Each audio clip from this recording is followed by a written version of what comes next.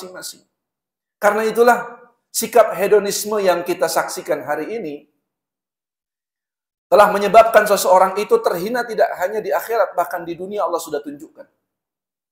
Kita lihat bagaimana anak seorang pejabat, bahkan pejabat di Kementerian Keuangan, bermewah-mewah dengan kemewahan harta yang dimiliki oleh ayahnya, oleh bapaknya. Yang kemewahan itu menyebabkan sikap angkuh, sikap sombong dia terhadap orang lain.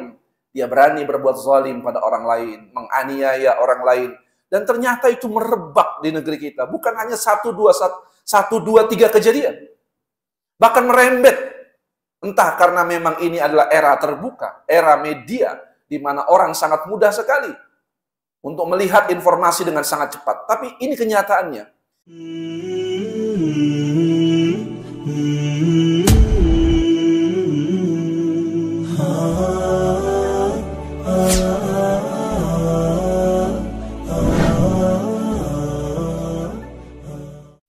Assalamualaikum warahmatullahi wabarakatuh.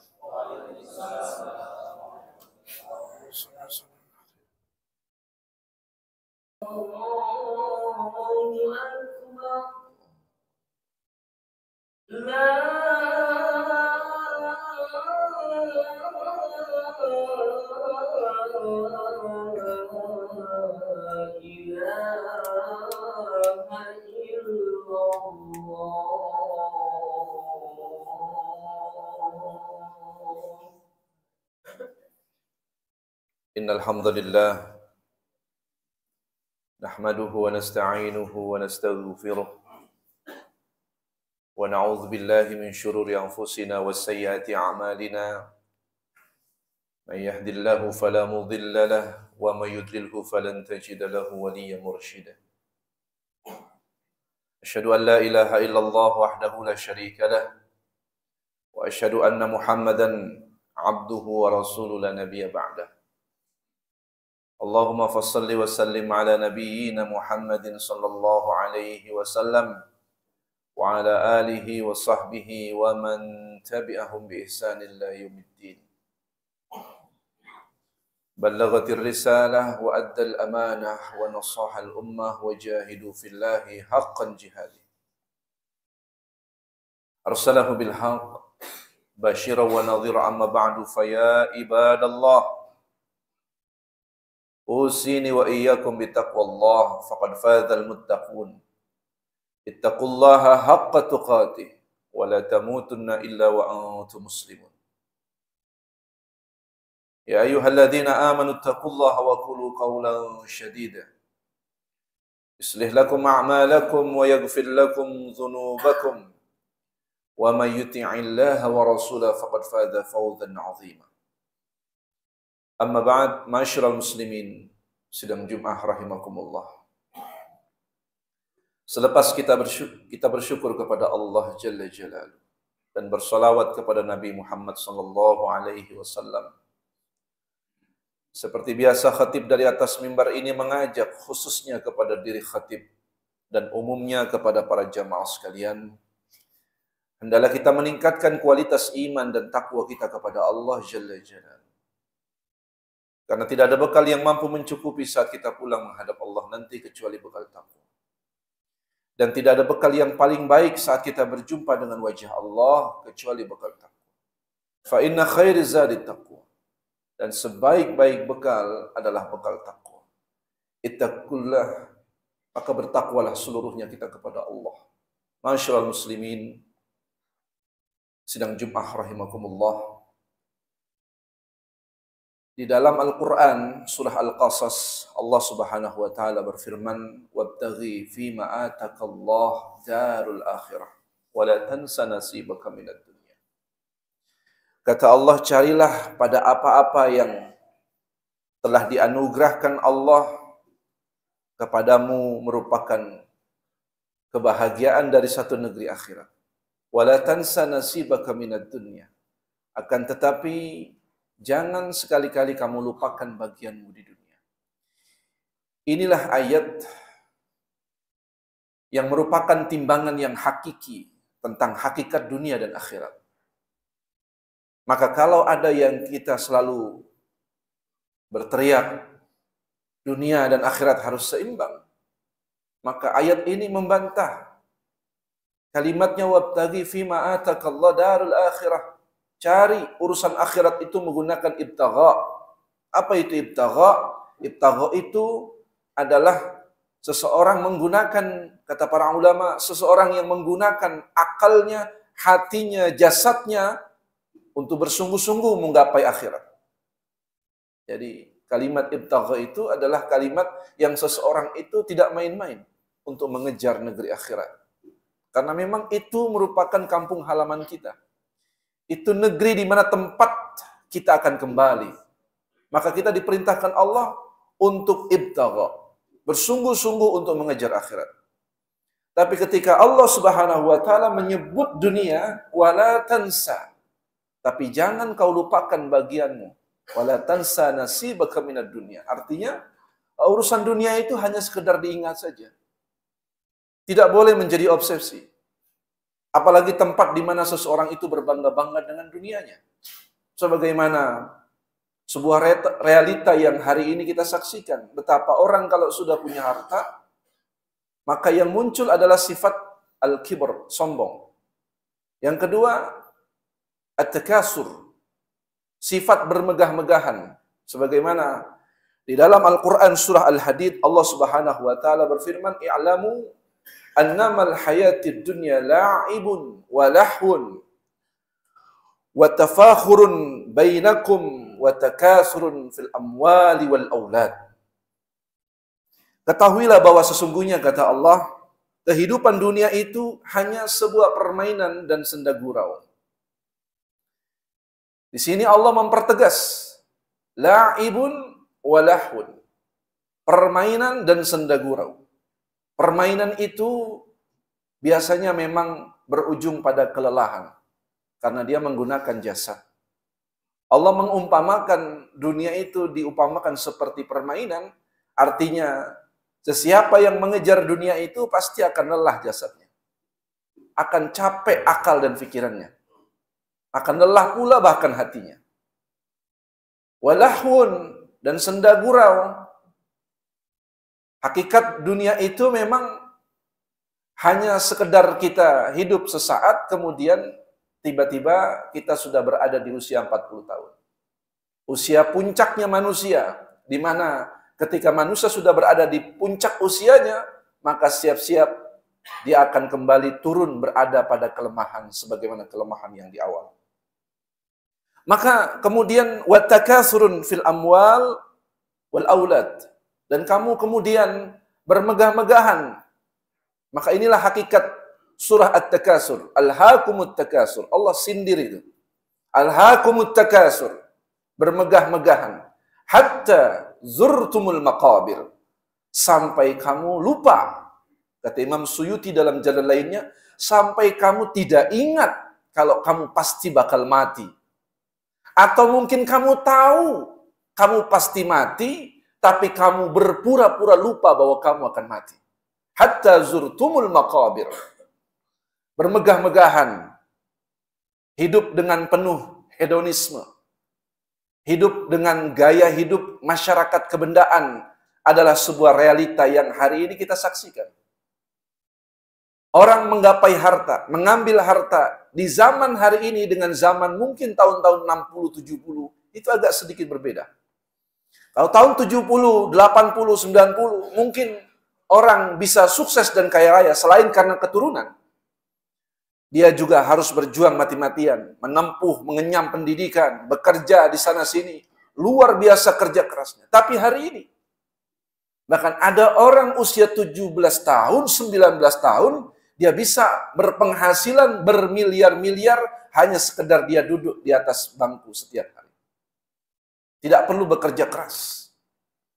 Ini terjadi. Sehingga apa? Sehingga orang banyak yang kaget sekali ketika dia diberikan harta. Seolah-olah harta itu merupakan tolok ukur. Maka ini yang disebut dengan masyarakat hedonisme. Agama Islam mengecam sikap hidup berlebih-lebihan. Bahkan dikritik oleh Al-Quran, Alhaakumut takasur. Bermegah-megahan itu telah melalaikan kamu. telah membuat celah di mana setan itu merasuki hatimu. Berbagai macam penyakit akan bermunculan di hatimu. Ini hakikat bermegah-megahan. Ketika dia merasa bahwa ini adalah harta saya mendapatkan harta ini karena ilmu yang saya miliki, maka dia terjebak pada mazhab yang disebut dengan mazhab korunisme. Ini mazhabnya korun. Mazhab yang merasa bahwa kekayaan itu dihasilkan dari akalnya, dari kecerdasannya, dari kerja kerasnya. Padahal Allah sudah menggariskan rizki seseorang masing-masing. Allah tetapkan rizki seseorang masing-masing. Karena itulah sikap hedonisme yang kita saksikan hari ini telah menyebabkan seseorang itu terhina tidak hanya di akhirat, bahkan di dunia Allah sudah tunjukkan. Kita lihat bagaimana anak seorang pejabat, bahkan pejabat di Kementerian Keuangan, bermewah-mewah dengan kemewahan harta yang dimiliki oleh ayahnya, oleh bapaknya. Yang kemewahan itu menyebabkan sikap angkuh, sikap sombong dia terhadap orang lain. Dia berani berbuat zalim pada orang lain, menganiaya orang lain. Dan ternyata itu merebak di negeri kita. Bukan hanya satu, dua, tiga kejadian. Bahkan merembet.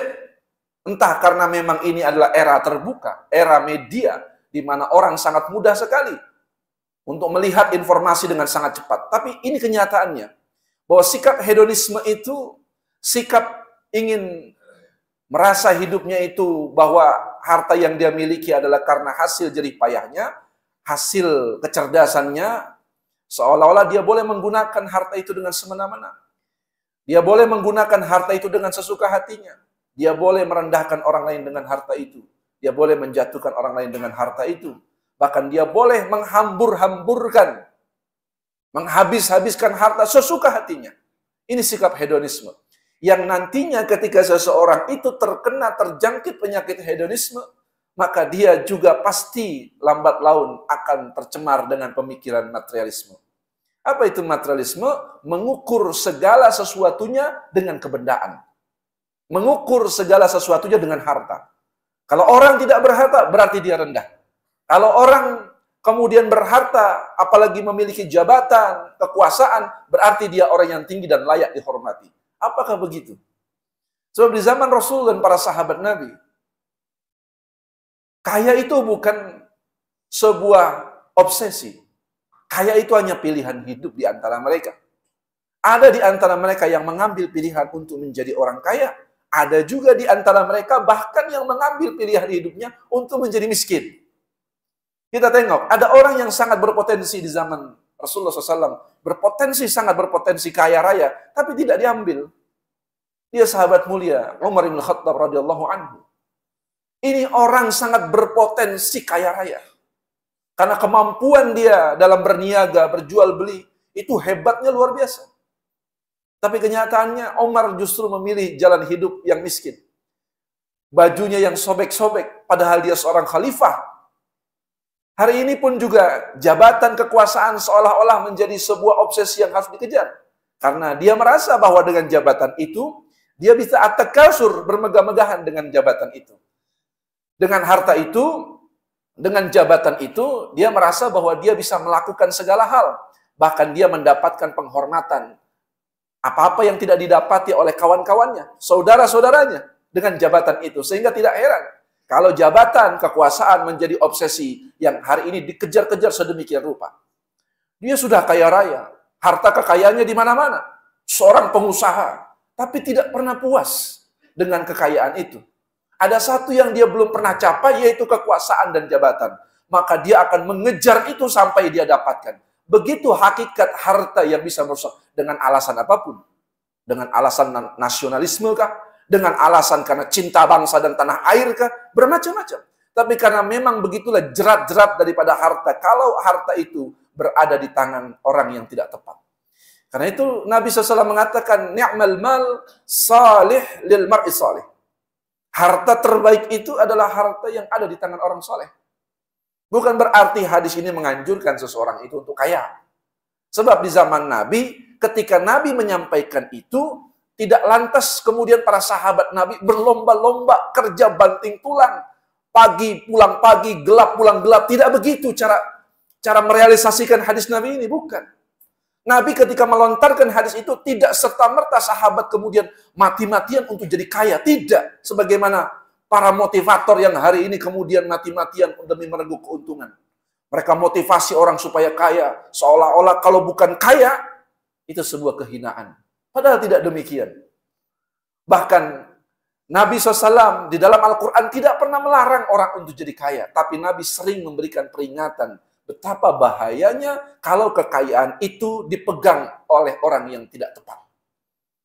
Minim-minim dia akan mubazir. Atau yang kedua, lebih celakanya dia akan berbuat zalim dengan kekayaan itu. Maka tentu sikap hedonisme ini sangat dikecam sekali.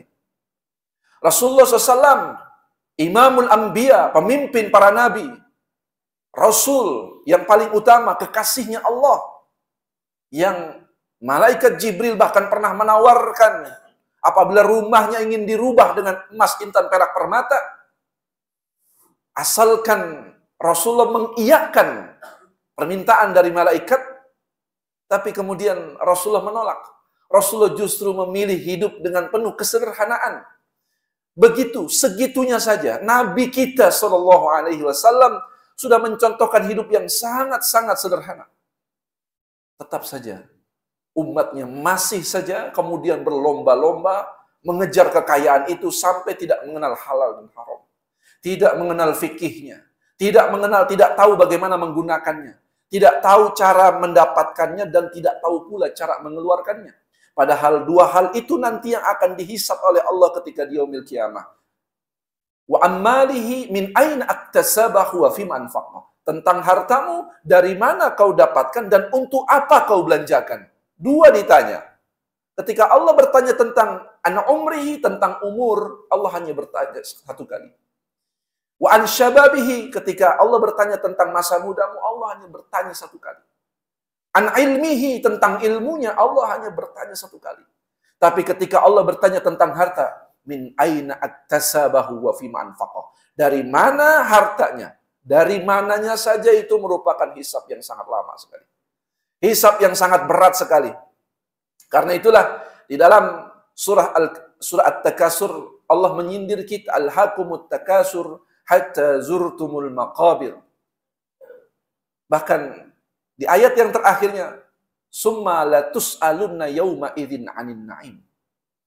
Bahkan kemudian setiap nikmat yang Allah berikan kepadamu pasti akan diminta pertanggungjawaban di hadapan Allah. Apapun itu, sepasang sendal yang kita miliki di rumah, satu helai pakaian yang kita pakai di rumah, bahkan kacamata yang kita gunakan di rumah, atau apapun segala nikmat, bahkan garam yang masuk ke dapur kita, Allah akan hisab min aina aktasabahu wa fima anfaqah. Dari mana harta itu? Dari mana garam itu didapat? Dan untuk apa digunakan? Itu pertanyaan yang akan sangat memberatkan kita. Tidak heran kalau sahabat mulia Abdurrahman bin Auf, orang yang sangat terkenal dengan kaya raya luar biasa, selalu yang dikhawatirkan adalah kalau Allah mencabut rasa nikmatnya nanti di akhirat. Karena sudah Allah berikan di dunia. Karena itulah di dalam surah Al-Hadid ini Allah jelaskan, wa mal hayatid dunya illa mata'ul ghurur, bahwa dunia itu adalah kesenangan yang ghurur, menipu. Jangan sekali-kali kamu bersikap hedonisme. Pergunakan harta itu sebijak mungkin, sesuai dengan takaran yang memang kamu butuhkan, bukan untuk lifestyle dan gaya hidup. Sebab kalau untuk lifestyle atau gaya hidup, maka tentu rezeki yang Allah berikan berapapun tidak akan pernah cukup. Apalagi kalau sudah mainnya ke rumah kawan yang lebih kaya raya. Karena itu Nabi menekankan kepada kita, jangan terlalu sering engkau datang ke rumah orang kaya, karena boleh jadi akan mengurangi rasa syukur atas nikmat yang Allah berikan kepadamu. Karena itulah, semua kesenangan yang Allah berikan kepada kita, apapun jenisnya, mata'ul ghurur, sifatnya hanya menipu, sifatnya hanya tipuan, tidak ada kesenangan yang hakiki. Dari rumah kita mengemas barang untuk pergi healing, atau jalan-jalan bersama keluarga dengan tujuan mungkin menyenangkan hati. Mungkin 5 hari, 7 hari, keluar negeri. Senang hati kita, pulang biasa lagi. Begitu keadaan dunia. Pulang, hilang lagi kesenangan itu. Atau apapun, kita mendapatkan harta, mendapatkan proyek, mendapatkan pekerjaan yang menghasilkan kekayaan banyak. Awal kita senang, besok kemudian sudah sedih. Tidak ada kesenangan yang hakiki.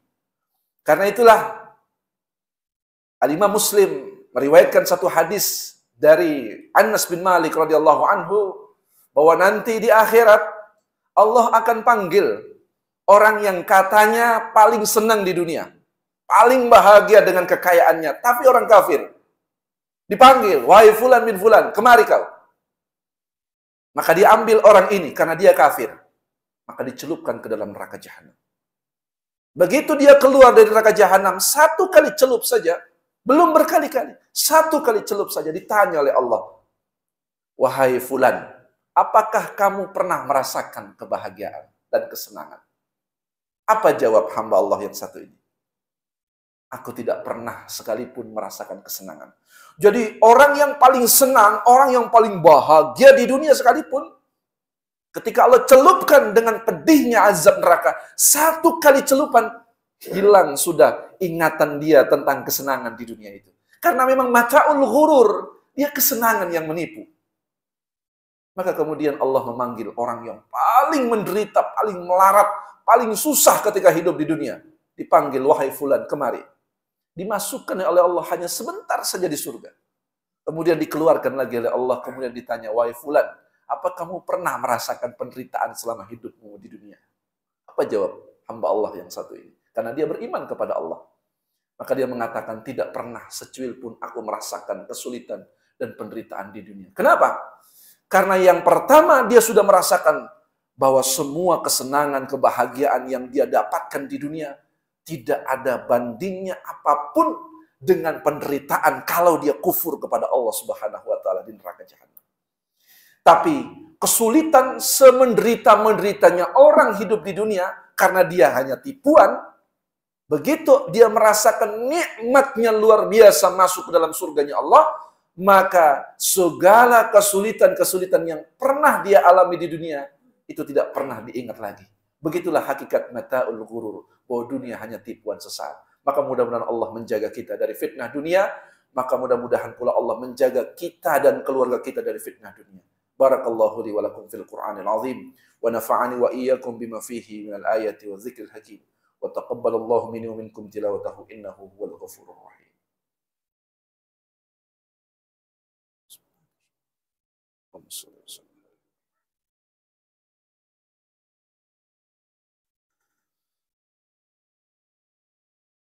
Alhamdulillah, alhamdulillahi hamdan katsiran kama amar.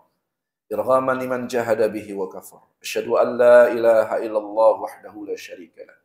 Wa asyhadu anna Muhammadan abduhu wa rasuluhu la nabiyya ba'dah. Inna Allah wa malaikatahu yusalluna 'alan nabi. Ya ayyuhalladzina amanu sallu 'alaihi wa sallimu taslima.